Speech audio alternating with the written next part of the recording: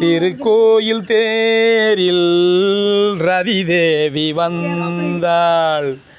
திருத்தேரில் ஏறி ரதிதேவி வந்தாள். எங்கப்பா வந்தார்? ஆண்டிவட்டி மேலே தெருவு சக்தி டெய்லர் அடிக்க வந்தாங்க.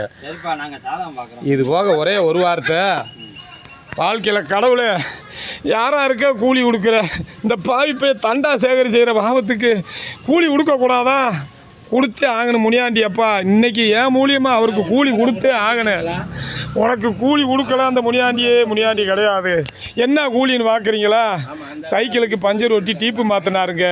அதுக்காக உழைச்சதுக்கு உண்டான ஊதிய கூலிங்க. நீங்கள் செஞ்ச பாவத்துக்கு உண்டான கூலின்னு நினச்சிடாதீங்க. அப்படி பாவப்பட்ட ஜென்மமே கிடையாது.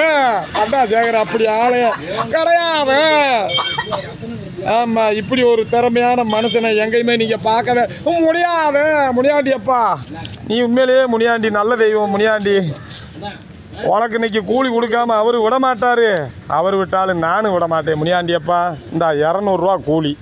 இதுதாங்க முருகன் அடிமை நீதிபதி யூடியூப் சேனலுடைய காமெடியான பதிவு என்பதை பன்முகத்தன்மை கொண்ட கலைஞர் முகவரிகளாத நடிகன் உங்கள் முருகன் அடிமை நீதிபதி யூடியூப் என்பதை மிக்க மகிழ்ச்சியோடு தெரியப்படுத்திக் கொண்டு இதை காண்ப அனைவரும் சப்ஸ்கிரைப் பண்ணுங்கள், லைக் பண்ணுங்கள், ஷேர் பண்ணுங்கள், ரெட் கலர் பண்ண டோய் என்ற அடிகள் என்று உங்களிடம் கூடி கொஞ்சம் ஆண்டவன் கொடுக்குற கூலி இதுதாங்க வாழ வைக்கக்கூடிய சிறப்பான கூலி. நன்றி நன்றி நன்றி.